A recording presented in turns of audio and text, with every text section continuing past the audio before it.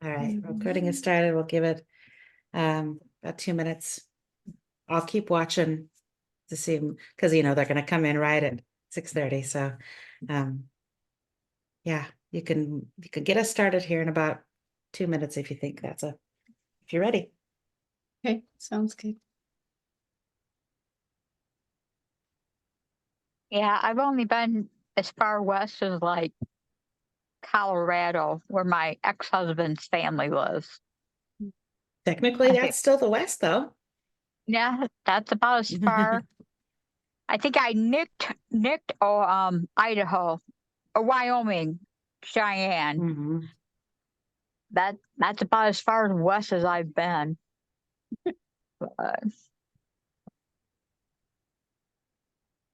All up and down the East Coast, but not too far west.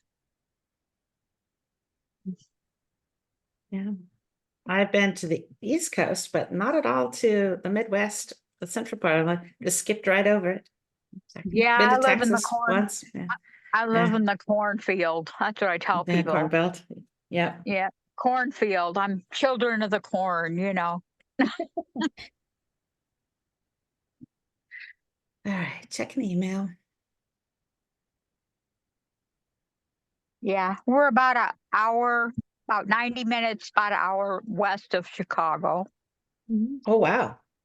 Okay. Yeah. Right at the state line. Yeah, we're about like 15 minutes south of Wisconsin. Oh, wow. Mm. You're closer to Wisconsin than you are to Chicago. Yeah. Yeah, it's always fun when the Bears and Packers are there, Got it from both sides. I'm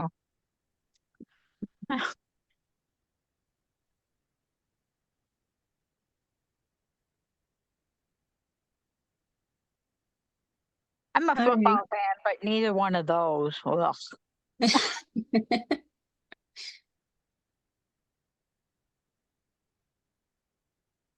All right. Well, let's say we get started. If anybody else jumps in, we'll welcome them in. But it's good to have you here, Paula. Our class today. Am I like the only one here? It looks like it. Yeah, you. Sometimes it happens. Yeah. Lucky. Never had that before. Totally okay. All right. Well, our class today is on procrastination. And our speaker is here, Hannah. She is a coach of Your Worth Coach with Pacific Stoa. And she will talk to us about all the wonderful things that revolve around procrastination, and will teach us a lot of fun stuff. And my name's Whitney. I will be monitoring the chat. Always feel free to interrupt. That's our ground rule. If you have any questions or comments, please interrupt anytime. And you can also put things in the chat if you feel more comfortable doing that. And if you have any issues with technical issues or anything else, you just want to share stuff with me, put it in the chat as well, or interrupt, of course. And we'll get the ball rolling here. Good. Thank you so much, Whitney. Yeah. Whitney is also a coach with yourworthcoach.com. Just want to make sure I say that. So let's just jump right into slides. Actually, Whitney, I think I'm going to make you host. That way, if somebody bops in, I'll be able to, you can let them in, even though I'm doing something else. So, okay. So I'm going to pull up slides here, and we're going to be talking about procrastination, how it affects our financial health, and basically what we can do to sort of begin to undermine procrastination. The purpose of our this hour is to dig deeply into procrastination as a symptom of a larger disease, to explore some conventional ways, some typical ways that we battle procrastination, and how those tactics not only can hurt us, but actually don't work. And then if we have time, learn 2 tools to undermine that procrastination cycle. So procrastination is not a personality defect. I know we've probably all been told a million times that it is a personality defect. There's something wrong with you if you procrastinate, but it's not. It is a symptom of a larger concern going on, but it is not the disease itself. It's just a symptom of that disease. Procrastination feeds a crisis cycle, and procrastination feeds crisis, and both are part of a much, much larger cycle, which we're going to be talking about today. Let's talk about crisis. Large or small, crisis and trauma overwhelm our brains. I use this image of someone drowning or someone falling into deep water because that's kind of how it feels to our brains, right? We feel like we're overwhelmed, can't breathe, we don't have any choices. Crisis tells us that this is how you're going to spend the rest of your life. And crisis, of course, breeds more crisis. Crisis, one of the ways you can think about crisis is a removal or reduction of choices, options, that kind of thing. And we're going to return to this. That's why I have it in a big, annoying red block, is that we're going to be returning to the idea that crisis is the removal or reduction of choice. So this big cycle that we're talking about gets kicked off by inconsistent or intermittent rewards and punishments, also called intermittent reinforcement. Like those old school magic 8 balls that we have. Our efforts result in unpredictable feedback. And we get that unpredictable feedback from a variety of sources. The first place that we get an inconsistent feedback is our parents. Even good parents are inconsistent. But this is the most devastating place that we can see this inconsistency. Probably the most simple example, but also the most devastating example is a child does a behavior one day and is rewarded for it. Child does exactly the same behavior the next day and is punished for it. That kind of inconsistent feedback to our efforts, to our work, is deeply frustrating to us.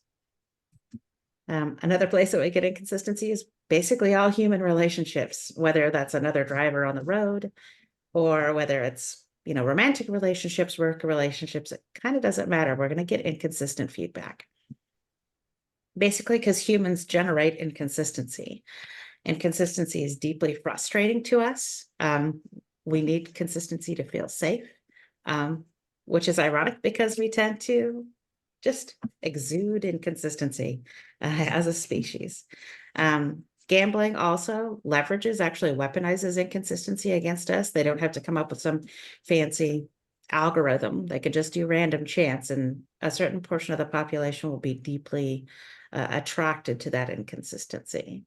Domestic violence and narcissists also will leverage or weaponize inconsistency by using things like changing the goalposts, gaslighting, that kind of a thing.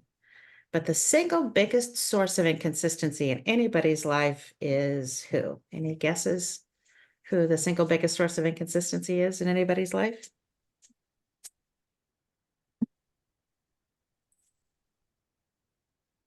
Oh, shoot, I forgot about the world. The world also gives it to us, but let's just move on. It's us, right? It's our own sweet selves, right? The world, of course, provides us with a lot of inconsistency as well. That's just the nature of the world, but we are the single biggest source of inconsistency to ourselves. When we have long memories for our own inconsistencies. I am 51 years old, and I can remember a time when I was about 8 or 9 and told my best friend I was going to walk over to her house for dinner and then promptly blew her off. So I can remember my own inconsistencies, not just because I keep telling that story, but just that we have long, long, long memories for our own inconsistencies. So from that inconsistent feedback, we learned that we can't trust basically all human relationships. We learned that we can't trust the world, but mostly we learned that we can't trust ourselves. I'm sure you folks are familiar with the story of the scorpion and the frog. The river is flooded. Scorpion wants to get across and says, "Hey, frog, give me a ride on your back." Frog says, I'm not going to do that. You're a scorpion. If I give you a ride, you're going to sting me. And the scorpion said, well, then we would both die. Why would I do that? And frog sees some logic there. So that makes its own kind of reason. And so he says, okay, hop on. And as he's swimming across the river, the scorpion stings him in the back. And as they're both about to die, the frog says, Scorpion, why did you do that? Now we're both going to die. And the scorpion says, you knew I was a scorpion when you picked me up. Right. Mm. And this is a long story. It's been like the snake and the old woman. There's many, many stories in many, many cultures around not being able to trust something. But this is a way that we can not trust ourselves by having this kind of inconsistent feedback. And we're going to come back to the scorpion and the frog. And again, we, or me, we all seem to have long, long memories for our failures. And again, this is a lack of trust in ourselves. And there is no difference between a lack of trust in ourselves and a lack of resilience. Trusting ourselves and resilience are exactly the same thing. So here's what a lack of trust in ourselves can sound like. I can't go into that store. Don't let Hannah into a craft store, right? I knew better. I knew I shouldn't have done it that way. We'll do something called a commitment device, which we'll talk about in a second, which is where we're literally or figuratively removing ourselves from a temptation. Again, that long, repetitive memory for failure, and then shame, regret, guilt, remorse, all of those things. That's what it looks like when we don't trust ourselves. So how does not trusting ourselves affect our financial choices? And when we don't trust ourselves to make financial choices, we tend to overthink even small choices. The analysis paralysis kicks in. We use commitment devices. Now let's talk about what a commitment device is. I'm not sure if you know the story in the Iliad and the Odyssey of goodness, I just forgot his name. Odysseus wants to hear the sirens. Those are the sirens over there on the rocks and on the green rocks. He wants to hear the sirens, but if you hear the sirens, first of all, if you hear them, they look like beautiful women.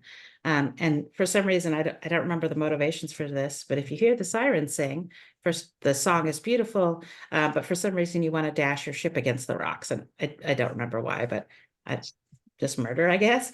But Odysseus wants to hear it, right? So what he does is he has his sailors fill their ears up with beeswax, and then he has them lash him to the mast. You can see him here in the right-hand corner of this picture, that they've tied him to the mast so that he can't jump overboard and swim over to them. So the sailors they can't hear the sirens. So to the sailors, the sirens look like monsters. Odysseus gets to hear their beautiful song, and nobody's the worse for wear. So this is an example, a classic example of a commitment device where we are physically or symbolically removing ourselves from a temptation, because Odysseus cannot trust himself, right? Not to jump overboard and be killed by sirens, right? So a commitment device is a good way to distance ourselves from temptation one time. So let's say we're having lunch, you and I turn off my phone and I put it in my purse. I'm using a commitment device, absolutely, because I want to stay focused on you. But that's not long-term behavior change. This is just a one-time deal. If we're after long-term, especially long-term positive behavior change, commitment devices will not work, because they reinforce that we can't be trusted, right? And that lack of trust in ourselves destroys our resilience, financial and otherwise. Commitment devices are neither good nor bad. They just need to be understood if they're used. What I don't want people to do, and I need to make this super, super, super clear, is that if you find that you're using a commitment device, I don't want you to just dissolve that commitment device immediately. And what we work on is learning how to trust ourselves. So if someone has somebody else hold their cash for them, I don't want them bringing that cash right back close to them again, not without first building up that resilience, building up that trust in themselves. When we build up the trust in ourselves, the commitment devices just seem to fade on their own because they're not needed anymore. Okay, so we're back to our list of how it affects our financial choices. Again, if we don't trust ourselves, we will see exponential, never-ending opportunities for failure. So the question to think about is, how have you noticed a lack of trust in yourself manifest itself in regards to your finances? So we learned the lesson that we can't trust ourselves, and we also learned that the results of my efforts are not predictable. Why would we even continue to try? We throw our hands up in the air. Forget it. This is called apathy. This is what apathy sounds like. Who cares? What's the point? Who gives a?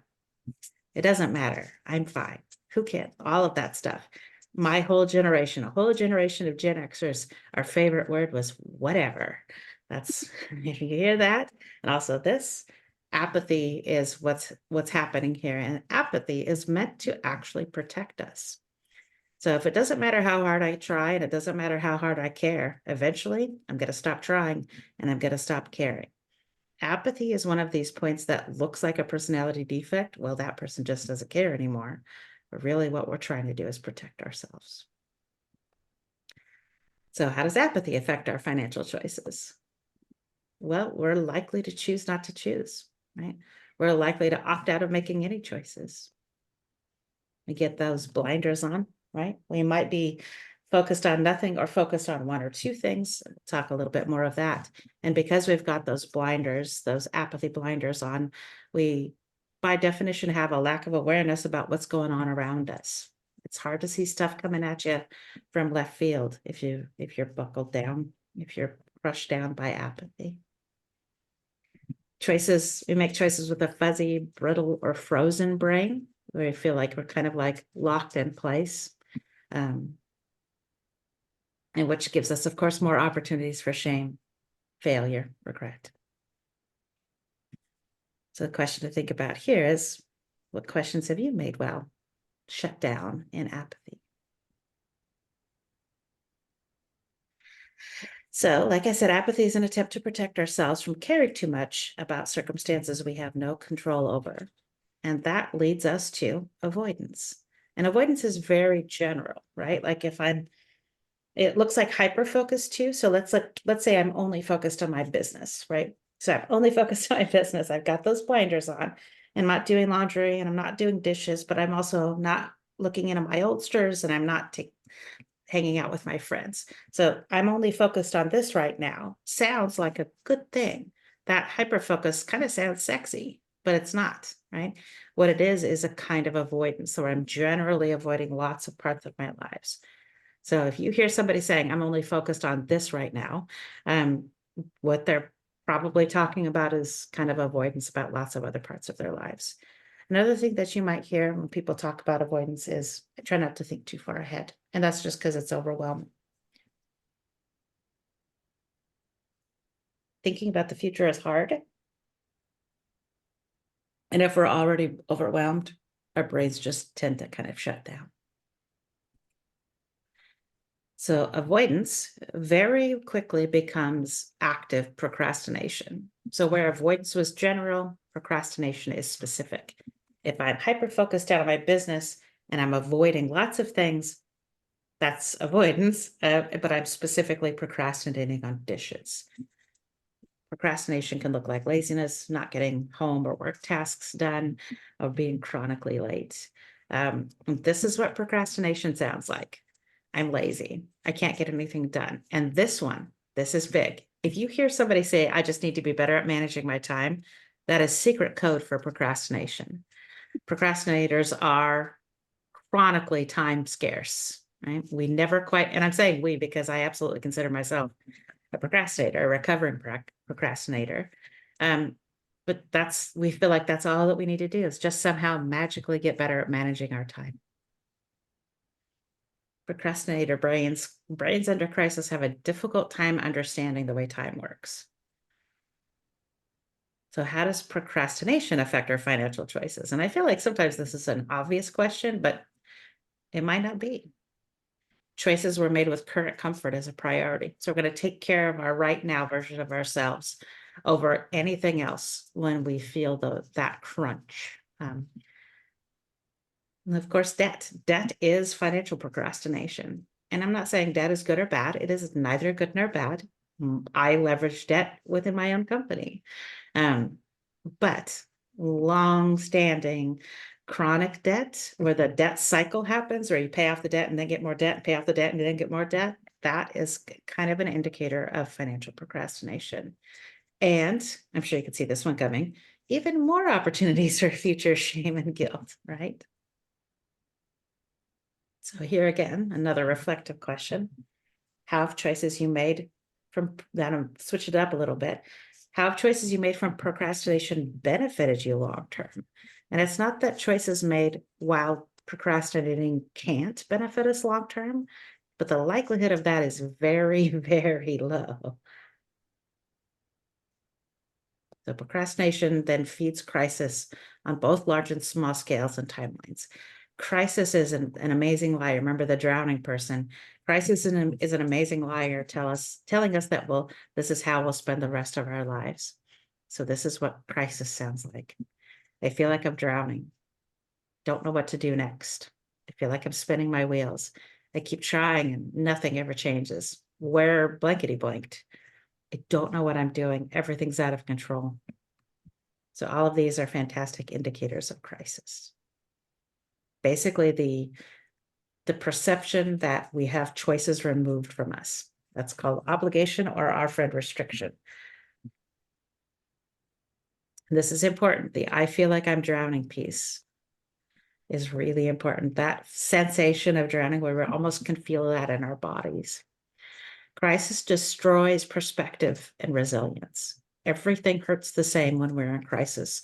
So we respond to everything the same, right? Like not having clean dishes hurts the same as, a flat tire hurts the same as losing a job. Everything hurts the same. So we're going to respond to everything hurting the same in the same way. And this can look like a disproportionate or quote unquote inappropriate reactions or responses, difficulty prioritizing, right? So like that's just kind of what our brains do. If our brains are flipped out, then we are going to respond to everything like it's like we're dying. So how does crisis affect our financial choices? We do something called action bias.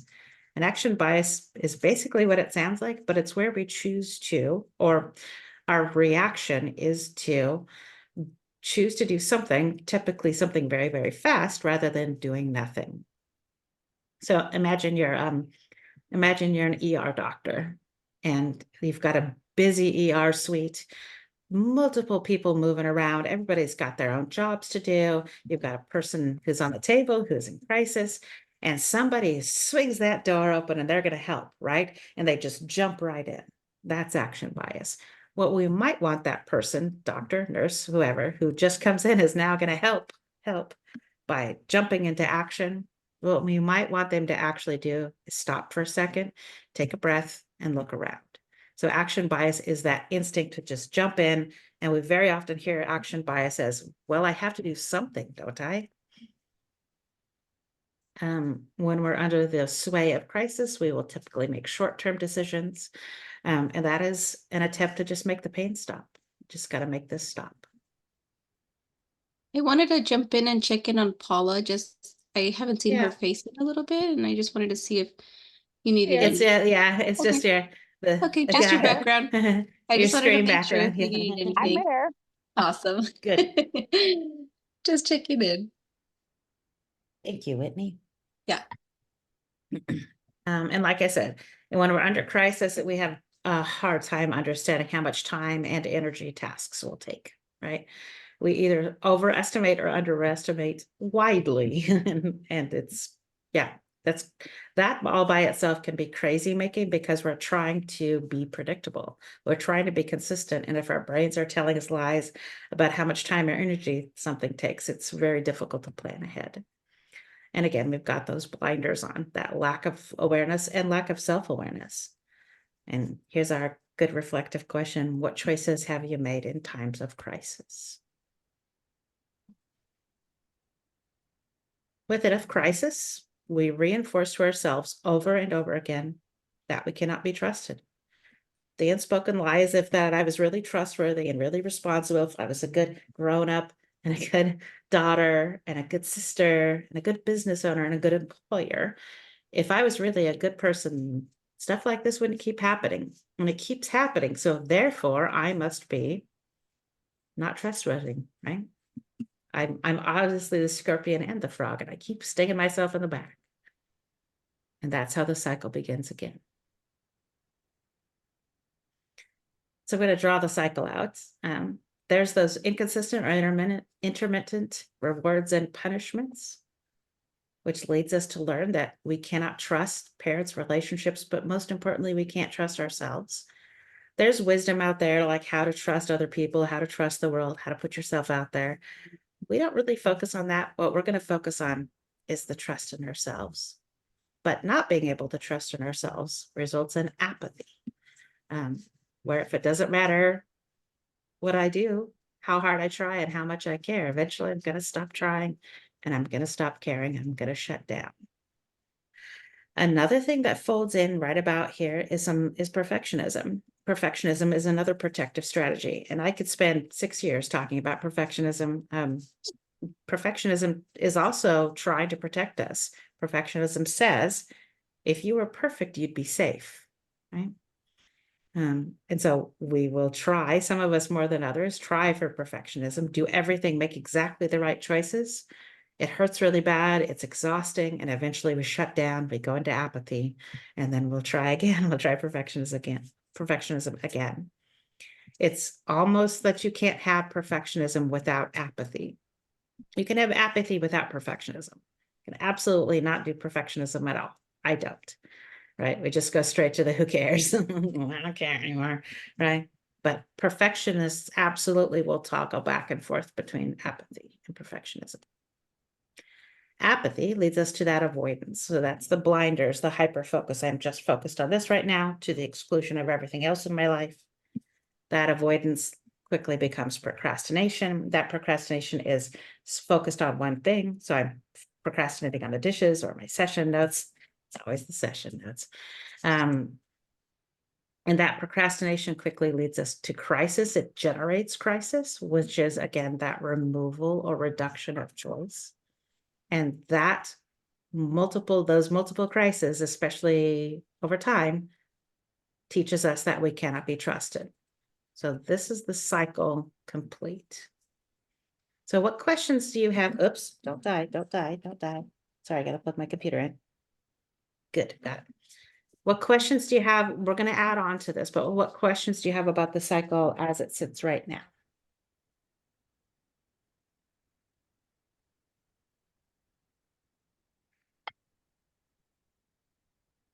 Okie dokie. Um, I don't know. You pretty much described me. Me too. Um, it because everything you've said, it. I mean, I can understand. Mhm. It. I mean, it all makes sense. Like I the whole time I was growing up, my mom always said, "Oh, you're just a procrastinator." You know, she just Mhm. I've heard that my whole life. Yep. Yep. Yeah. And It's just that's just and what it's you true. are. It's true. It's true. Especially like with school, like big projects in school. Like we'd have these huge projects, and by golly, I would wait till Sunday night to start them. Mhm. And they'd be due Monday. And she would get Yep. so ticked. Yeah. "Rah!" She'd be yelling at me. Yep. And I And it was didn't help, did dreaded. it? No. Yelling And I didn't knew, help. and I knew dreading it the whole time. And I knew that Sunday night I would be starting it, and she'd be yelling at me, and I knew it was coming, but that's just. But Yep. and then when you started talking about this psychology of why and this and that, and it made sense, like parts of my personality growing up and Mhm. why I was like that. I mean, it makes sense now. I mean, I didn't know it then as a kid, but now You're that smart. I'm adult, and it makes sense, especially now that I've worked in mental health for 40 years. you know, it Mhm. it it does, it makes sense now. This model that we're looking at has been built over about the past 8 years. And every single time I teach this, somebody says, I thought this was just me, right? I thought this was just in my head, but this is kind of in everybody's head. There are people who don't have this cycle. This cycle is like a general model. Your cycle is probably even a little bit different. Yeah. But there are people who don't, who just skip and just that it's completely different, and that's okay. And but this is sort of just the general model. But this is incredibly common. This pattern is kind of lives rent free in a lot of our heads. And what's really hard is both both of my husbands are over the top procrastinators. That's when it Yeah. really gets hard. It's like, are you kidding me? You know, Yeah. like I've got to be the strong one. Oh my. Why am I the grown up? Right. Yeah. Yeah. So let's talk about traditional ways, like conventional ways that we've all heard to try to stop the cycle. We're going to talk about two, but there's plenty. So one of the ways that we try to stop the cycle is we're looking for ways to ask, we're asking how do we learn from our past quote unquote mistakes, make better informed decisions in the future, and become more aware of our behavior. And the tool that we typically use to do that is shame, right? So Oh beat yeah. ourselves up a lot. Your I grew mom up in a yelling at shame you. household.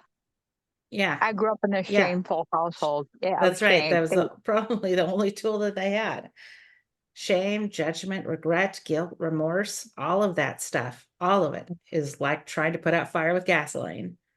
We employ Mhm, these tools that we've been given to us all of our lives. And mhm, unfortunately, what happens is it just makes everything worse. Like you mhm, can't beat yourself up out of procrastination. It's just not going to work. So here's what I hear. Here's what we hear as we're listening for shame and judgment. Here's how to find it. And you'll hear this in yourself, these blue bubbles over here. You'll hear these indicators in yourself, you'll hear them in others. We say things like, I can't believe that I never learn. I need to stop buying stupid stuff. Hear that almost every week. I have to. I'll do X and then I get Y. What's that? I'll do X and then I get Y.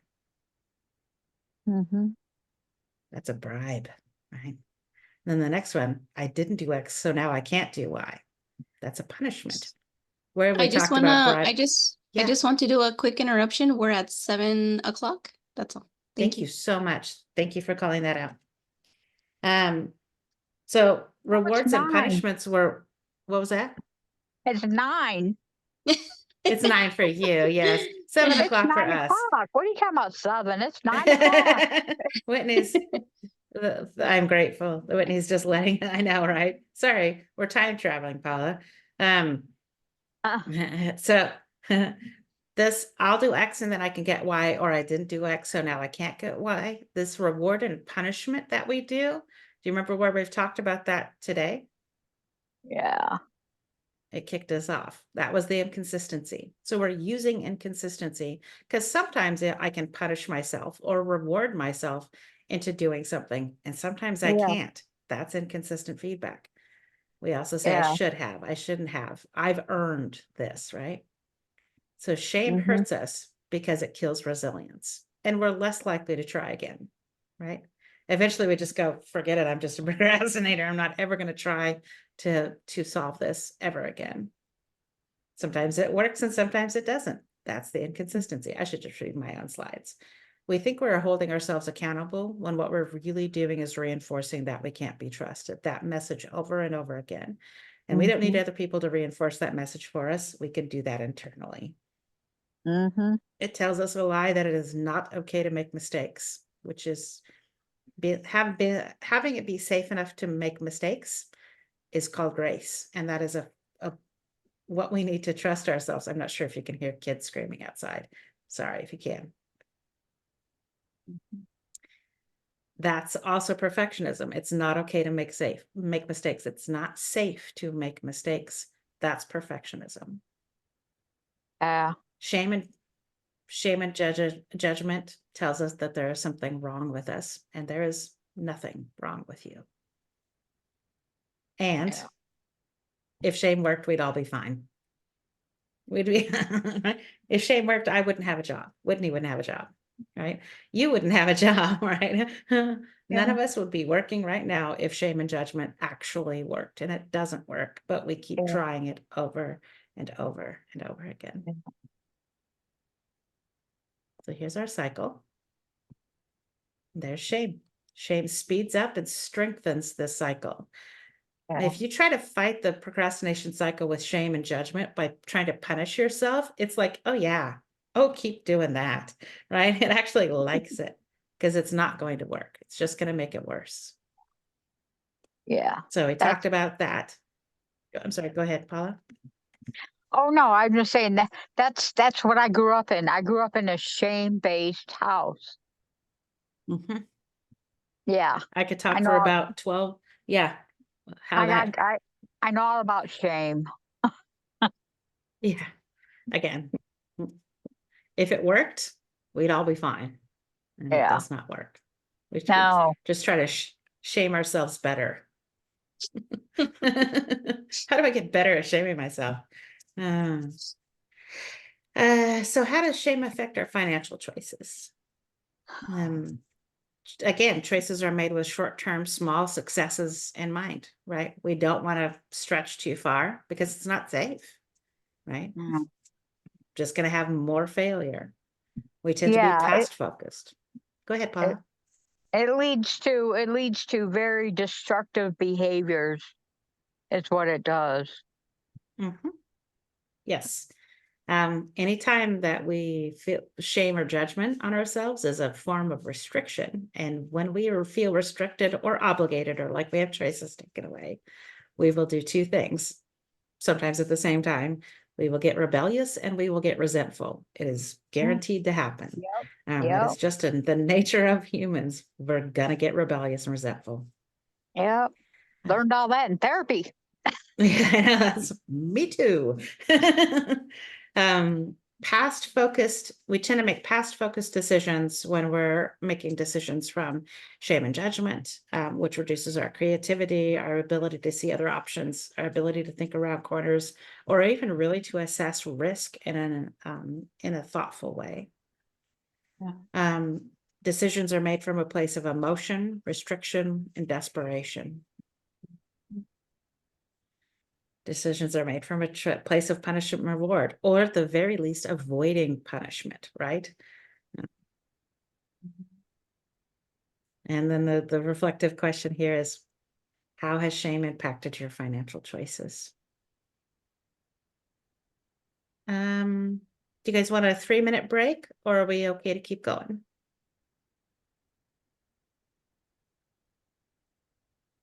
Okay. Yeah. Okay, let's keep going.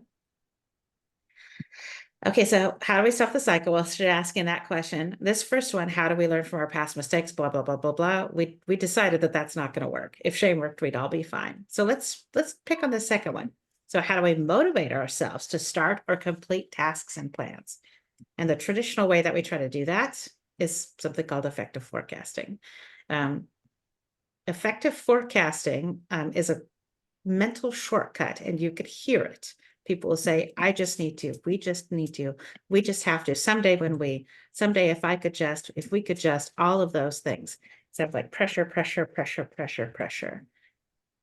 Effective forecasting is just a mental shortcut our brains take to try to predict our future emotional state, specifically our happiness. But it's hard to think about the future. So our brains just go, okay, that'll make me happy in the future. That'll make me feel safe. Nah, that was close enough, right? These big, dumb benchmarks that we pick out for ourselves. And this is a learned habit. Like it's not it's not a personality defect. We've seen this modeled for us. If it's a learned behavior, that means it can also be unlearned.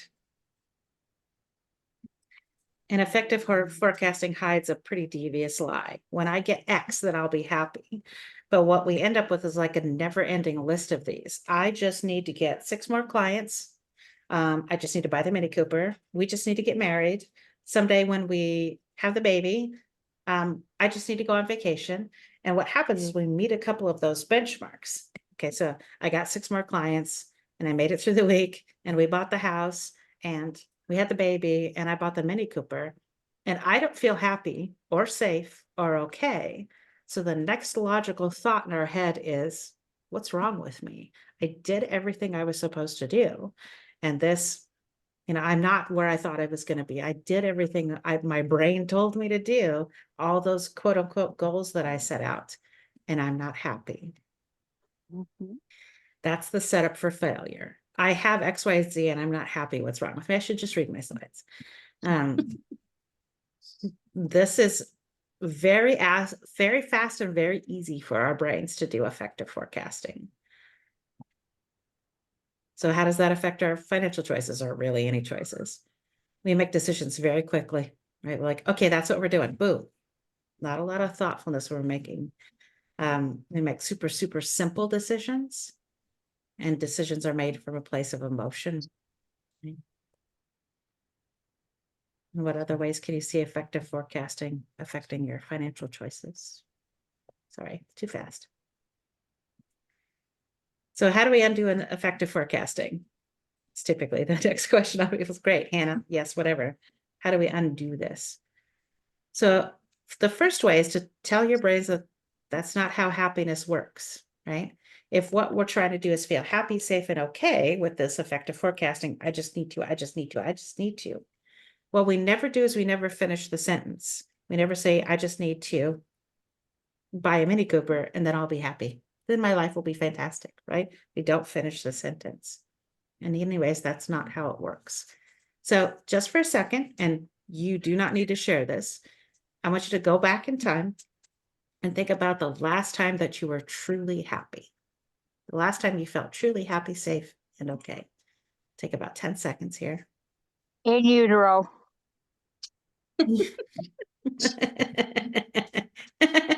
So you were safe, you were happy, you were cared for? Absolutely, right? Yeah. Yeah, it wasn't that time that you got a raise. Nobody's ever told me that that moment was the moment that they signed a mortgage. Nobody's ever said that, right? Most of the time when people, if they tell me the stories, it's something small, something minutely small, something delightful, something small. When we feel truly happy, safe, and okay, and these small, tiny, tiny, beautiful, precious moments, why do we keep letting our brains make up like all you need to do is buy a Mini Cooper, right? By the way, marketers love effective forecasting because Mini Coopers, they're going to fix everything, right? You'll see this in marketing. They're not messing around. Like they'll say things like, all you need to have women love you is this razor or whatever, right? That's all effective forecasting. So how do we, if we can't use effective forecasting, oh, by the way, this right here, this teaching your brain to understand where happy, safe, and okay is, will help over time to reduce effective forecasting.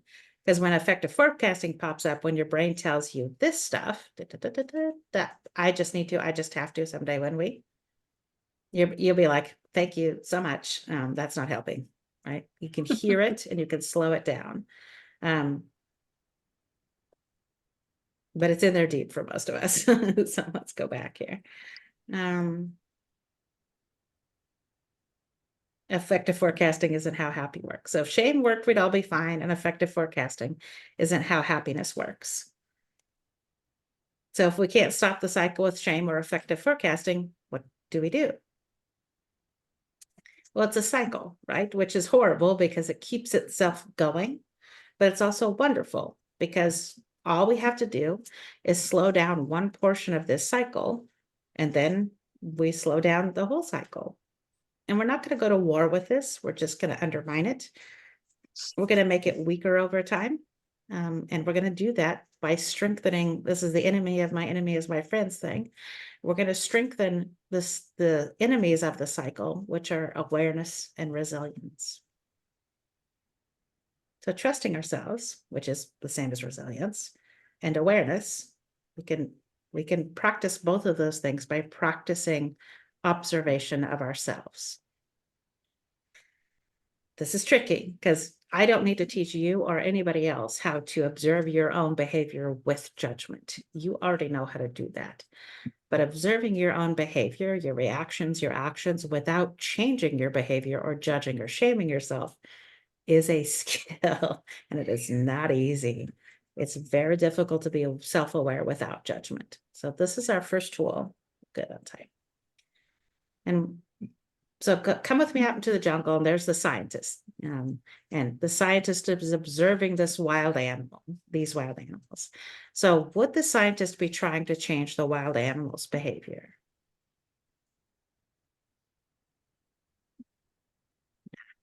Right? Not if it's a good ethical scientist, right? Oh, nope, don't look at that quite yet. So yes, no, the scientist would not be trying to change the wild animal's behavior. And there's two basic reasons for that. One is that if the scientist is an ethical scientist, then the wild animal is just a wild animal. Let's just please let the wild animal do wild animal things, right? The second one is scientific. If the scientist is after clean data, if the scientist is trying to change the wild animal's behavior, they're not going to get back clean data. Let's say the scientist observes the wild animal eat a large quantity of something disgusting. What would the scientist write down in their notebook? Oh my God, that is the stupidest, grossest, ickiest animal I've ever seen. So stupid and gross and icky. Ew. Is that what the scientist would write down in their notebook? No. No. No. What if she's really grossed out though? Like honestly grossed out. Why wouldn't she include that in her observations? Because she'd be more descriptive. She'd say what it was. Yeah. Imagine you're the scientist who gets her notes and we're like, Yeah, that's not exactly. helpful at all. Yeah. Like, well, It what doesn't is give me any that? information. Yeah. Yeah.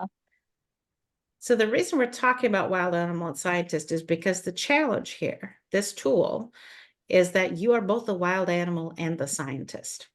So you're just doing your old wild animal thing, just behaving as you normally behave.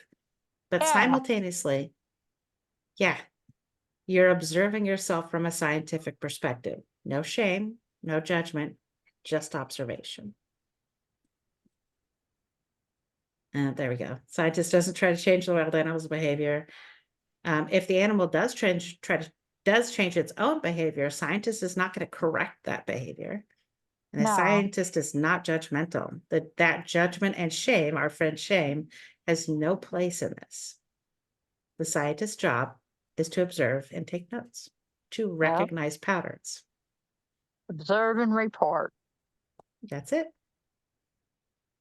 The purpose of observing our behaviors cleanly without shame or judgment is that we get objective, non-emotional, I should say like less emotional. We're just emotional creatures, but definitely non-judgmental. We gain the ability to look for patterns. Like the cycle that we're talking about, that's pattern recognition. That took some time for me and my clients to develop that because we were seeing similar patterns of behavior. If me or my clients had been focused on judging or shaming ourselves, we would not have been able to see those patterns. Once you see a pattern, you can predict the future, right?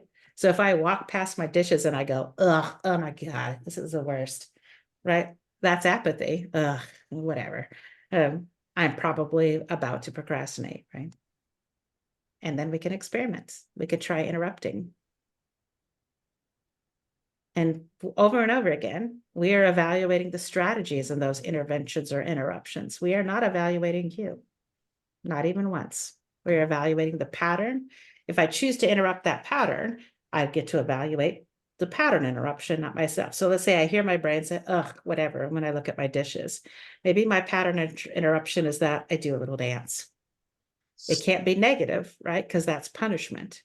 But maybe I do a little, I don't know, it should be dancing. That's not fun. Right? Just as a pattern interruption. But I'm Right.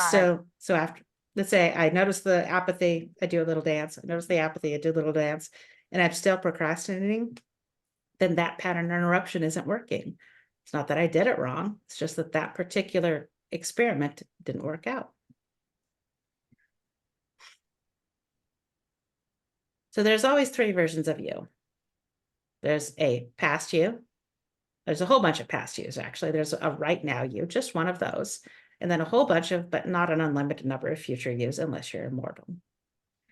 So of these three versions of you, the version of you in the future, all of those versions of you, is the most at risk. People who are in crisis will often say that their right now version of themselves is most at risk. But that's just because the right now version of ourselves is the only one that can feel pain, or comfort, discomfort, pleasure, any of that. None of the other two versions of us, or past or future us, can feel anything. So we tend to take care of ourselves in the right now. Paula, did I miss something? No, I'm just agreeing with you. I'm like, yeah, there's nothing you can do about yesterday, and there's nothing you can do about the future. So, you know, There's lots we can do about the future, but that, well, unfortunately, I mean, yeah. you can't do nothing right now about the future. You know what I mean? You Mhm. can't at this moment do anything about the future. You know, I don't know. I'm not saying it right. That's totally okay. That's all good. So I know I what I mean. I know what I mean. I I'm know just you not know what saying you it right. I know what you mean. So so the future us is all the way at risk and has no control. I don't know if you've ever been a passenger in a car with a driver who's a terrible, terrible driver. That's what it's like to be Yeah, future us. No control, all the way at risk. yeah, Um, so the present us, the right now us, is the most at risk, and also can feel pain. um, that's right. No, past us doesn't matter anymore. Like it doesn't matter. Past us is just like on a beach somewhere. It doesn't matter. Um, so what's interesting about this weird way that our brains work, like the present us is the only one that can do things, but is also the only one that can feel pain or discomfort, is that we end up taking care of ourselves in the right now an awful lot. And that's who self-care is for, mostly, is for the right now version of us. But so is procrastination. That is also for the right now version of us. And sometimes it's very difficult to tell the difference between self-care and procrastination.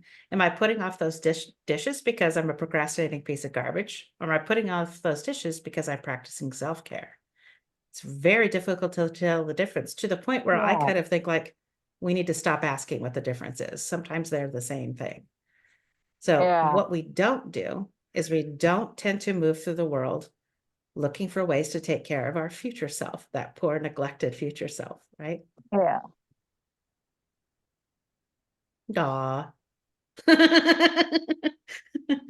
So that is the purpose of a game, basically, that we call second wave self-care. We've got about 10 minutes left, Hannah.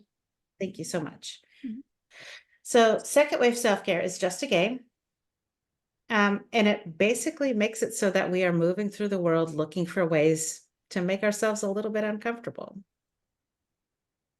Am I lagging? Um, Not in voice. Okay.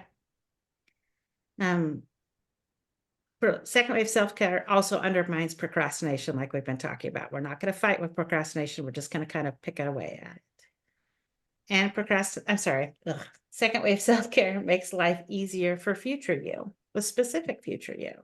And as our lives get easier, we tend to be looking less and less for opportunities for relief, procrastination.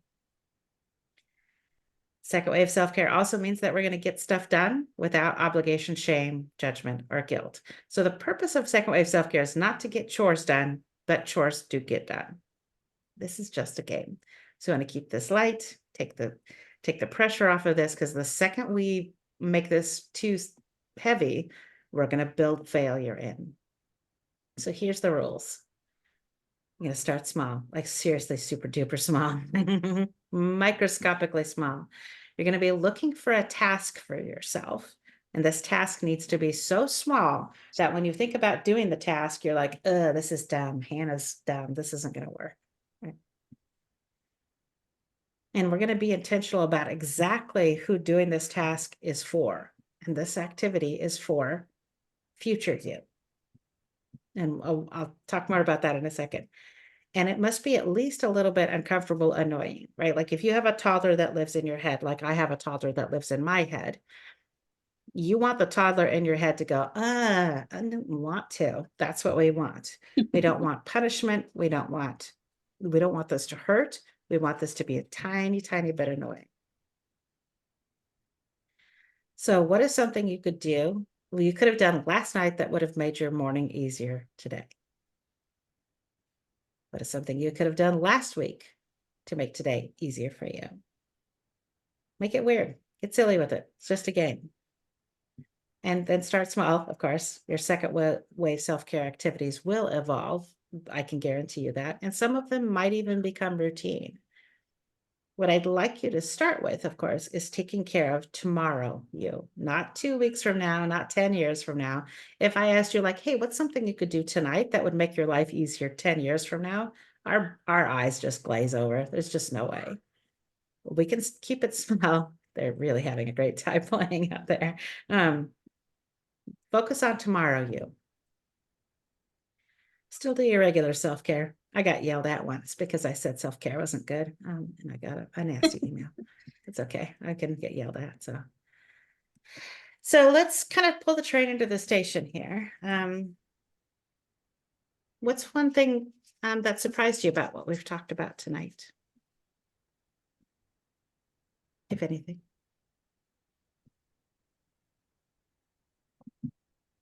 Hmm. I think one thing that surprised me was the effective forecasting of all the different ways that it sounds. And it sounds nicely. You only need this if you had that, if you made this, if you made that choice.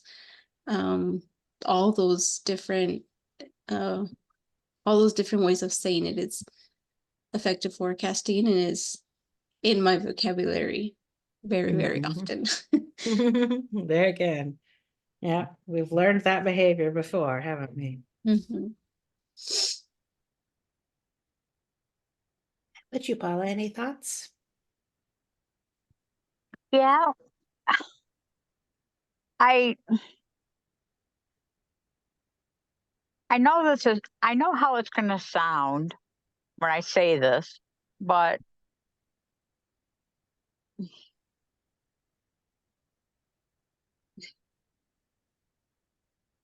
my mom, both my husbands are very uh, controlling people. And so it sounds like I procrastinate, but it's really just to put off the big fight, you know? Of course. If something has even the potential to hurt us, we will back away from it, which makes perfect sense. And it's like, oh, God. My mom even tries to make me responsible for stuff he does. And he's a procrastinator. And it's like, Mom, I can't make him do these things. Nope. Yeah. You're not that I big of mean, a I deal. mean, I get Yeah, I get yelled at and shamed at for stuff for other people, and it's like, are you kidding me? You know, I thought, oh, it's that's when stuff gets really bizarre, and that's why I'm in therapy. that's I'm glad that you are. I think that everybody should be in therapy because of the people who won't go to therapy. If Oh, the people hey, who need to actually go to therapy went to therapy, none of the rest of us would need to. no. I kind of tricked him into therapy just so my therapist could see what I'm dealing with. And she's like, "Oh my God." That's funny. Well, good. So So he could think he thought he was going to help fix me, and my therapist was like, "Holy crap." she's not broken. Yeah. Yeah. You know, Yeah.